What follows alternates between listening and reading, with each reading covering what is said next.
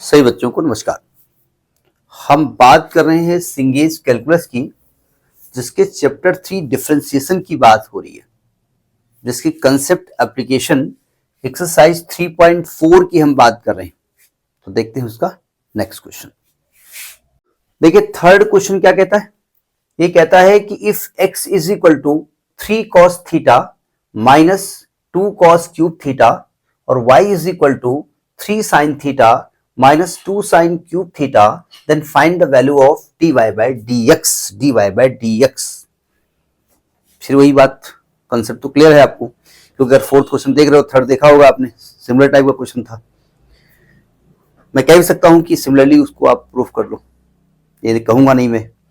देखो x theta का function है, y थीटा का फंक्शन है, तो सिंपल सी बात है, दोनों थीटा के रिश्तेदार हैं, तो इनडायरेक्टली x y भी रिश्तेदार होंगे, यानी कि y के लिए x कांस्टेंट नहीं होगा, इसलिए इसका डेयर्ड x वैल्यू जीरो नहीं होगी।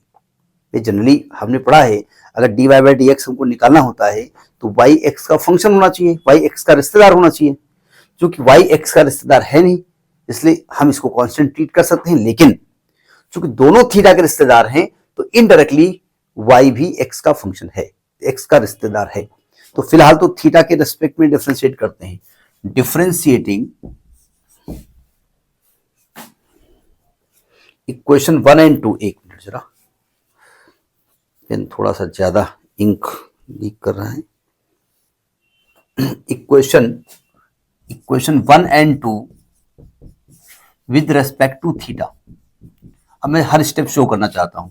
dx by d theta is equal to, इसको डायरेक्ट कर देते हैं, माइनस 3 कॉस थीटा का माइनस साइन थीटा माइनस 2। अब यहां लिख रहे हैं हम d by d theta of, क्या कॉस क्यूब थीटा को कॉस थीटा का होल क्यूब लिख सकते हैं, हम स्टेप शो करना चाहते हैं। कुछ लोगों को डेरिवेटिव डिफरेंशिएशन लिखने में दिक्कत होती है, मैं इसको शो करना चाहता हूं। देखो ध्यान से, माइनस 3 साइन थीटा माइनस 2।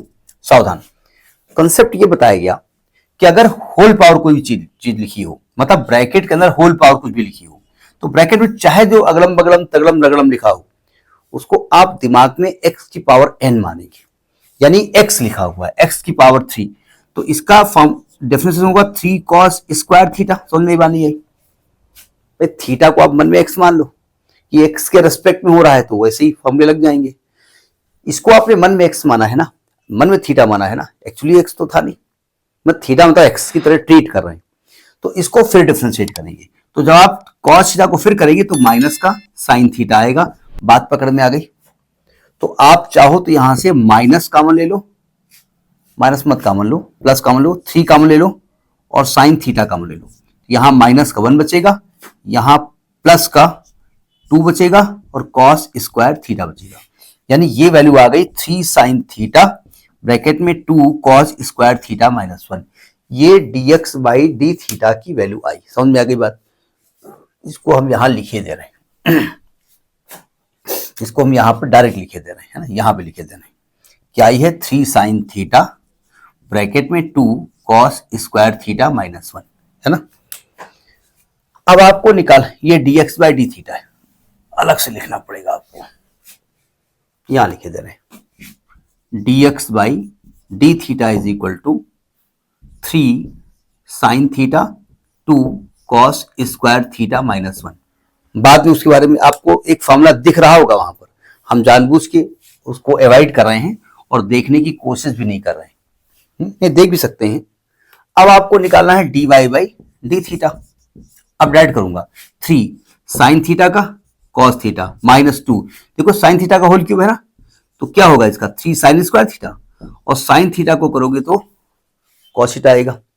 यहां से कॉमन क्या दिख रहा है, तो आप कहेंगे भाई 3 cos थीटा कॉमन होगा, तो यहां क्या बचेगा 1 माइनस 2 साइन स्क्वायर थीटा। अब आपको निकालना क्या है dy बाई dx।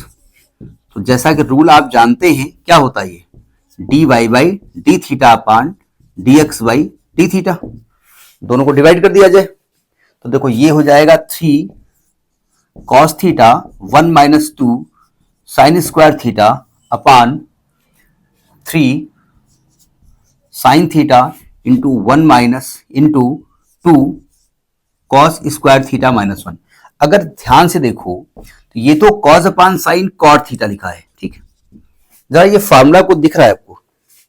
अगर नहीं दिख रहा है तो एक काम कर सकते हो, या नहीं हम करेंगे नहीं वो, या तो आप साइन को कॉस में कन्वर्ट कर दो, यानी साइन स्क्वायर थीटा को लिख दो 1 माइनस कॉस स्क्वायर थीटा, तो आपको सेम ब्रैकेट ऊपर नीचे मिल जाएगा। या अगर ध्यान से देखो 1 माइनस साइन स्क्वायर थीटा और 2 कॉस स्क्वायर थीटा माइनस 1 दोनों कॉस 2 थीटा के फॉर्मूले, यानी इसमें न्यूमरेटर में भी लिखा है कॉस 2 थीटा और नीचे भी लिखा है कॉस 2 थीटा, कट जाएगा तो आपका आंसर आ जाएगा कॉट थीटा। समझ में ये बात नहीं आई? तो this is dy by dx। Differentiation का जो टर्म्स हैं वो क्लियर होने चाहिए और ट्रिग्नोमेट्रिकल आइडेंटिटीज के कुछ कॉन्सेप्ट्स आपको, कुछ नहीं सभी कॉन्सेप्ट्स आपके क्लियर होने चाहिए, अदरवाइज ये सब क्लियर हो जाएगा। ठीक है, तो this is question number 4 of concept application 3.4। Next in the next video. नमस्कार।